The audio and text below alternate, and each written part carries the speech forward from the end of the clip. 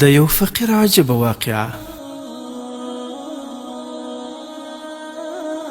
د هندوستان د ډیلی د جامع جومات په دروازه کې یو معذور انسان ناستو او خیرات یې غوښتو. یو انګریز د جومات کتلو لپاره هلته راغلی.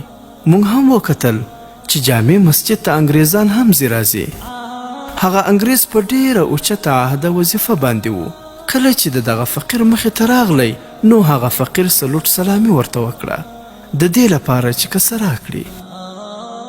هغه انګریز فقیر ته څه پیسې ورکړې، لیکن انګریز بهر ته ولاړ پاتې شو او جومات ته دننه نه راتلو.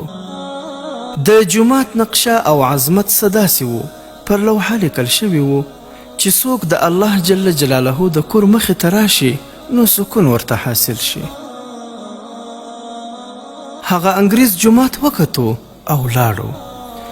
کور ته چې راغلو نو ورته پته ولګېده چې د کومې بټوې نه مې فقیر ته پیسې ورکړې وې هغه بټوه اوس نشته، چېرته ترې بېدرکه شوې وه. پیسې هم پکې ډېرې زیاتې وې او پته هم نه لګېده چې چېرته ترې بټوه ورکه شوې ده. یوه هفته وروسته بیا دغه انګریز ته رخصتي ورکړل شوه. د هغه ښځې ورته وویل چې تیر ځل د جومات کتلو لپاره تللی وې، اوس دا ځل ما هم در سره بوزه. هغه د خپل ځان سره خپله ښځه روانه کړه او جومات ته راغلو.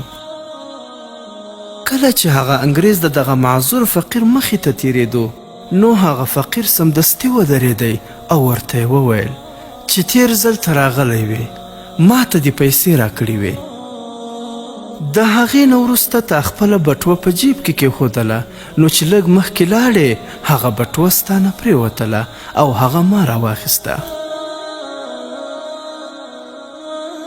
دا بټوه ستا زما سره امانت و، دا واخله خپل امانت. انګریز چې بټوه خلاصه کړه نو ټولې پیسې پکې پرتې وې. حیرانه پاتې شو او سوچ یې کولو چې دا څنګه چل دی چې ټولې پیسې یې ما ته په پوره توګه سره راواپس کړې. زما خو دا فکر و چې که چا بټوه موندلې هم وي نو پیسې خو به واپس نه کړي، البته که بټوه درکړي په هغې کې څه نشم ویلی. د فقیر نه یې پوښتنه وکړه چې آخر دا څه وجه ده چې تا یوه روپۍ هم د دې بټوې نه ده پټه کړې. هغه معذوره فقیر ورته وویل چې خبره دا ده چې د قیامت په ورځ به هر سړی د خپل نبي علیه السلام پسې شاته روان وي. کله چې ما بټوه راوچته کړه نو زما زړه خو غوښتل چې پیسې ترې پټې کړم، لیکن بیا زما په خیال کې راغلل چې ګوره هر یو کار به الله ته وړاندې کیږي. که چېرته زه دغه پیسې د ځان سره کړم او بیا سبا ته د خپل نبي اکرم صلی الله علیه وسلم وروسته روان وم او تاسو د حضرت عیسی علیه السلام پسې روان وئ، په دې وخت کې هسې نه چې ستاسو نبی عیسی علیه السلام زموږ نبی اکرم صلی الله علیه وسلم ته شکایت او ګیله وکړي چې ستا امتي زما د امتي نه پیسې پټې کړي وې. دغه سوچ مې وکړو نو ځکه مې په هغه پیسو کې خیانت ونه کړو. واخله دا ستاسو پیسې دي، ما تاسو ته واپس کړې.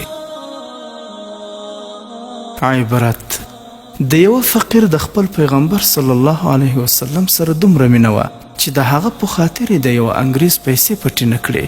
او راشئ موږ ته وګورئ، په حرامه ګټه مو خپله ټوله نفقه خرابه کړې او په دروغو ویلو مو خولې ستړې شوې او په کاروبار کې مو خیانت او دوکه کول عادت ګرځېدلی، نو ځکه مو د زړه سکون او خوشحالي ورکه ده.